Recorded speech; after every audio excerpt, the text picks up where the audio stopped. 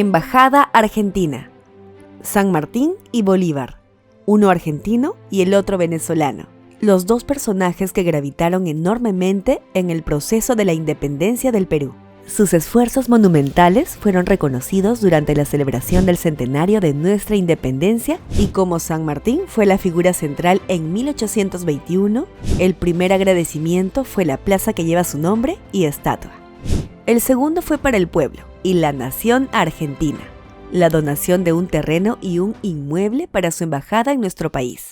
La ubicación es significativa, el inicio de una nueva vía, la avenida Leguía, hoy Avenida Arequipa, como inaugurando un nuevo futuro abriéndose a la modernidad. Y ahí debía estar este edificio. Unas cuadras más abajo estaría el regalo a Venezuela, no tan prominente como este. Si bien el terreno se había regalado años antes, recién comienza a construirse en 1928 y se demora 10 años en ser terminado. Esto debido a las vicisitudes políticas de ese periodo de tiempo. El arquitecto contratado fue el argentino Martín Noel, un arquitecto que se había dado cuenta tempranamente del valor que tenía la arquitectura virreinal en América, con una expresión muy propia. Y eso fue lo que hizo en este trabajo. El inmueble, pintado de rosa, incorpora elementos de la arquitectura virreinal limeña, como 3 balcones con celosías, una portada de 2 cuerpos con columnas pareadas y otra más pequeña y ventanas de reja.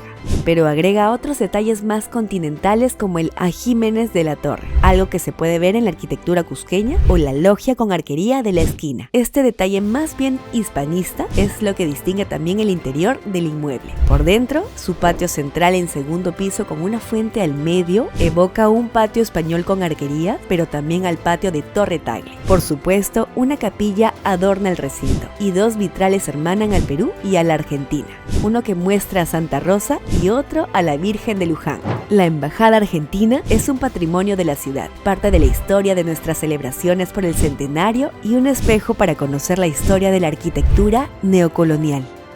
Embajada Argentina. Nuestra Lima del Bicentenario.